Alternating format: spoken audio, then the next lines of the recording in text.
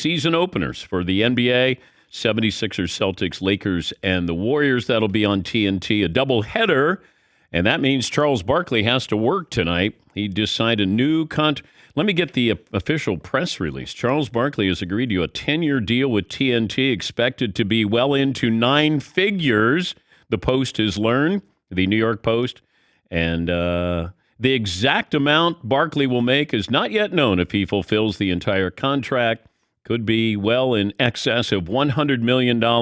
Could approach $200 million. Charles Barkley join us on the program. Drinks are on you, Charles. Drinks are definitely on Chuck, man. I just want to thank my TNT family. Man, I've got a great company I work for, so I'm excited to be back with TNT and looking forward to the future. How did the Live Tour negotiations affect, or did they affect your contract with TNT? 0%. You know, TNT asked me, like, they said, we need something from you. Would you give us something? And I said, what do you want? They're like, we need you to stay longer. We can't lose you and bid on the NBA. So that's how the negotiations started and went. I says, well, I don't want to work till the day I drop dead. They're like, well, we need you to stay at least 3 more years because we got they're going to bid on the NBA. I mean, actually, I think they're probably going to start bidding on the NBA really soon. They said, we can't let you leave in 3 years and bid on the NBA. So they asked me would I sign for a couple more years. And I said, well, you guys been great to me. I'll stay on a couple more years. And, I mean, there's probably 0 chance I'm going to stay for the entire 10 years, Dan, to be honest with you. But they've been great to me, and I wanted to do something for them, and they did me a favor. All right. How does your agent approach negotiations? Can you factor in what Tony Romo makes or Troy Aikman makes or analysts in different sports, what Tom Brady is going to make from Fox? Because you're extremely valuable, and I've said you're probably the most valuable member of the media right now. So how do you go in and negotiate? Well, Dan, number one, you said that before, and I want to thank you for the kind words. First of all, my agent, who I love, Mark Perman, he's done a fantastic job, had nothing to do with this. I met with Turner personally because, dude, I'm not worried about money at this stage of my life. Listen, if I don't have enough money by now, I'm a big idiot. I mean, I played 16. No, I mean, seriously, Dan, I played 16 years in the NBA, and this is my 22nd year starting night on Turner. If I don't have enough money by now, I'm just an idiot. Well, you're not a very good gambler, though, so I got to factor in, you know. Well, I factor when I renegotiate my deals and do commercials, I factor in gambling losses. That's your gambling loss money when you do your Subway commercials? Subway, Capital One, Dick's Sporting Good. Hey, and I want to thank the Broncos and the Chargers for the worst boring football game in the history of civilization last night. No. That was last Thursday. The last 2 Thursdays are worse than what we had last night. You're right. What was the game that was worse than last night? Yeah, the Bears and the Commanders. That was the worst. Hey, that was the worst football game I ever seen until last night. But to tell you how crazy this thing is, last week I had the Bears, and last night I had the Broncos. And the only reason I would watch 2 games that bad is I bet on them. Yes. But I'm not joking. Last Thursday, when they were like at the 3-yard line, all they needed a touchdown. That was the worst game I'd ever seen until last night. But the only good thing about last night, I had the Broncos +4. Okay. All right. Congratulations. Thank you. Yeah, basketball tonight. I'm more interested in the ring ceremony for the Golden State Warriors. How does Jordan Poole? It feels like the pressure's on Jordan Poole to handle all of this, not Draymond Green. Does that sound right? Wow, I don't think there's anything they can do. I think this family is fractured. I don't think you can put it back together. Draymond was 100% wrong, and he's apologized, so we just keep it moving, but he was wrong. but I don't think you can put this thing back together. Like Dan, if you punch, like in a family, if you just punch one of your family members, yeah, y'all probably gonna get past it, but your relationship will never be the same. Did you punch a teammate in practice or get punched? I got to fighting in practice one time with Oliver Miller, and I apologized, but it was more of a wrestling contest. I didn't just sucker punch him. I think obviously if you sucker punch somebody, that's a totally different animal. If two guys know you getting ready to fight, and I think Oliver was wrong, and I think I was probably wrong for coming at him. But I remember we had went away to training camp to get ready to go to the finals. And Oliver was screwing around. And I said, yo, man, I'm going to the finals for the first time in my career. I don't need you out here jacking around. I said, I've never been to the finals before, and you're out here jacking around. And he said something to me sarcastic. And I said, hey, if you keep it up, I'm going to kick your ass.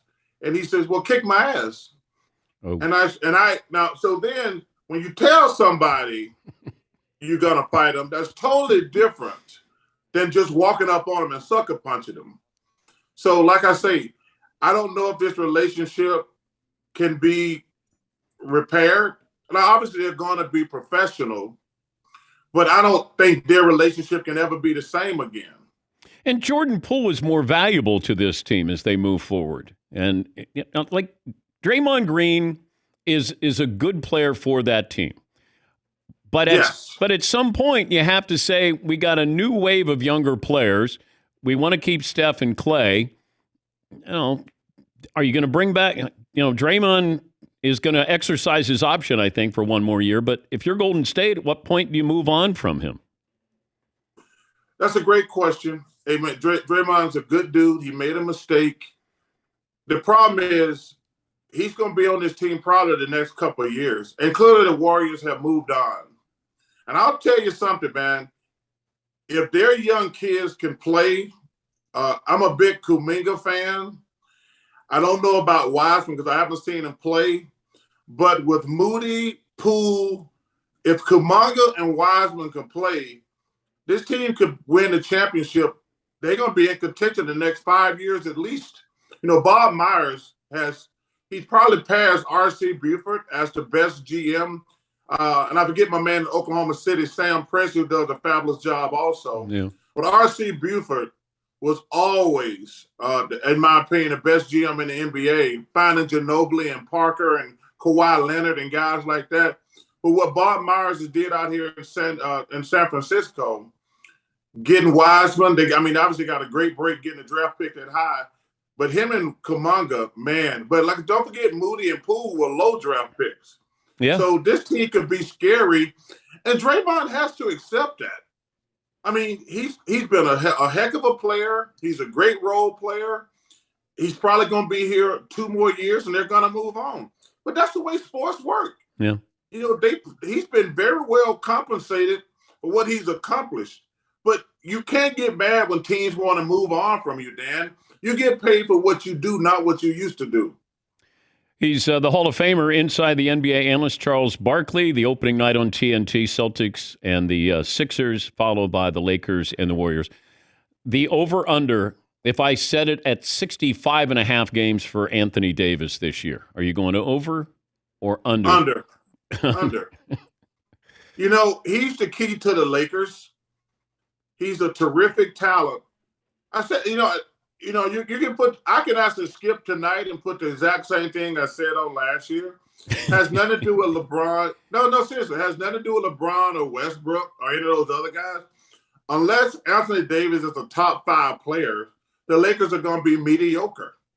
It's 100%. Hey, LeBron, he's on the Mount Rushmore. One of my favorite people in NBA history.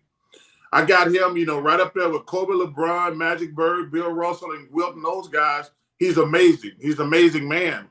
But he's 40 years old.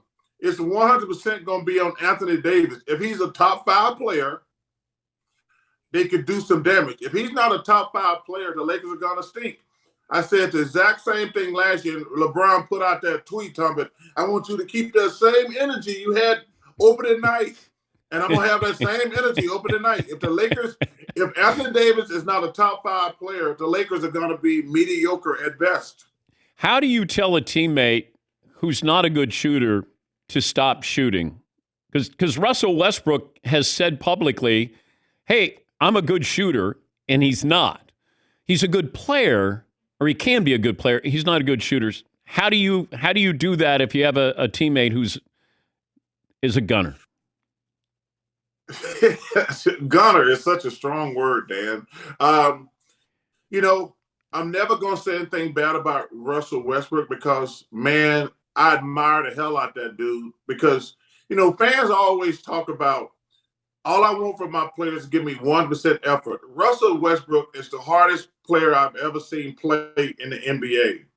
Does he have flaws in his game? 100%. But there's 2 storylines that we're going to be watching in the NBA. The Lakers and the Brooklyn Nets. They're must-watch television. We have no idea when Russ is going to punch Patrick Beverley.